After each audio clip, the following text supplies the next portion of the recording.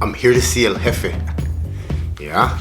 Acting skills too, you know, I'm ready for this shit to kick off. What did you say? I'm here to see El Jefe. What did I tell you? I told you from the get-go to make that call, and everything had to be delivered. How hard is that? Dang. I've been studying my acting classes. I've been like taking a speech coach. Trying to get better, man. I need to get into this whole movie shit. America has always been fascinated with the mob, kingpins, crime.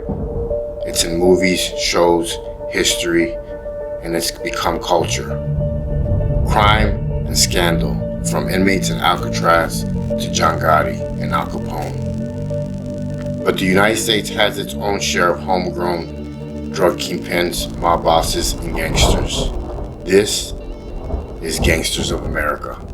My name's JC. I am Wrong Strong. Hey, if you're new to my channel, make sure you subscribe, hit that bell so you don't miss nothing.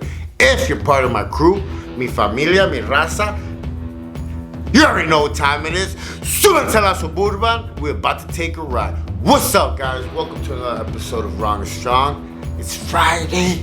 It's Friday. It's Friday. I've been studying my acting classes. I've been like taking a speech coach. Trying to get better, man. I need to get into this whole movie shit. I need something different in my life. When I start getting like, I gotta start like changing shit in my life, because when I get like stagnant, I get like depressed. So I gotta constantly be learning something or doing something, because that's just, you know, life's too short, man. And for a long time when I didn't try and I just wanted to be a loser, I was like pretty good at it, because you don't really have to do nothing. But you know, I wanna make it. I wanna help people get into shape. I wanna help people realize that gangs, drugs, all that shit is for the birds. I wanna do my part. Pretty much, that's it. Drank too much coffee today. 50 Cent signed the contract with the Twins, and they will be doing a series about them, the Twins. The series is about them, their story. Their story goes like even where it starts with their father, you know, showing them the ropes and teaching them at a very young age how to smuggle, because it's a cat and mouse game, pretty much. I used to always tell people the hardest part back in the 90s was to get the drugs out of Mexico, because it was easy once you got to the border and you crossed over. It was a piece of cake. So when you're sending a small operation, 6 cars at a time, each car is bringing back 30 to 40 keys of coke. I mean, do the math. I mean, it's common sense. You were buying the bricks for $7 in Michoacan. You're buying them there for $7, and you were selling them in Chicago. Back then, they were going for $19.5. Yeah, and then you were re-rocking and making 2 of them.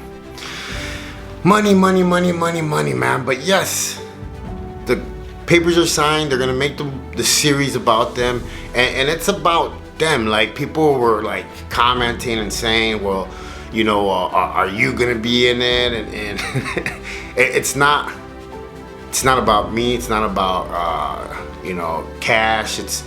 It's about how these 2 twin brothers were trained to be drug dealers at 7, 8, 9 years old, and pretty much just made it up the ropes in the drug game in Chicago, because Chicago has a lot of plugs. There's a lot of plugs in Chicago. You just have to be in the right places. You have to look like you're getting money. I mean, pretty much the streets talk, and they'll know if they can front you work or not. There was times where I was so in debt that I would, you know, get fronted to pay somebody else off because I was behind on this person, or this person had robbed me. But all the major, bigger connects knew who I was, because when you start buying 5 of them, 10 of them, 20, and you start moving them like that, you know, they take an interest in you because you're doing something right. You're actually moving them.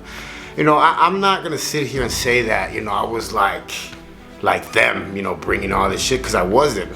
I was selling 10, 20 at a time, and hustling more on the streets, because I was gangbanging a lot at the time I was doing that.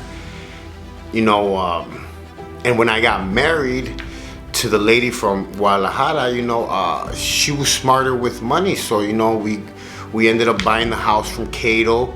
I ended up having the money to pay for my lawyer for that dirty gun. The biggest thing with me that all my connects and all the people in Mexico hated about me is that I was a gang member. And that's one thing that the twins always had in their favor, is that they never associated with one strict gang. They were pretty much involved for everybody, because they didn't claim no flag or no hood or nothing. Yeah, they always said they were from Little Village, but there's a lot of people that grow up in La Villita and are not, Kings or 2-6 or whatever. Like they that's their home, and they're still like getting money. It's I want to see what they're gonna do. I want to see how they're gonna write it. I mean, remember too, this is Hollywood, the movie, so they're gonna have to like boost things up a little bit more, echarle crema a los tacos. But at the same time, I really hope that like they cast like Mexican actors, and they speak like the proper, because you'll hear stuff in other movies, man, where they're portraying to be like, I guess, drug dealers from Mexico and everything, and they're speaking like they're Cuban, or they're speaking like they're Puerto Rican, or they're speaking like they're Dominican or from Salvador. And yeah, I guess the Americans, the gringos don't catch it, but us as Mexican, if you're gonna like tell the story, tell it right. And that's the thing, is that it needs to be told right. And I really hope that everything sets the bar for that show on now, because come on, man, the Italians had their time.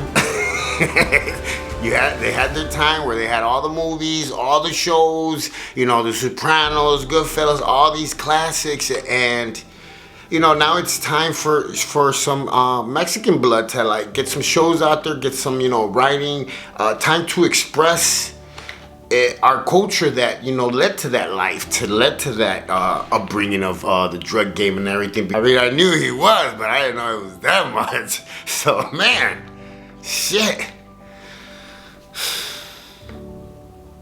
I would have put in an application a long time ago, man. But then I would have probably been dead in Mexico, or I would have probably been with a life sentence right now in the feds.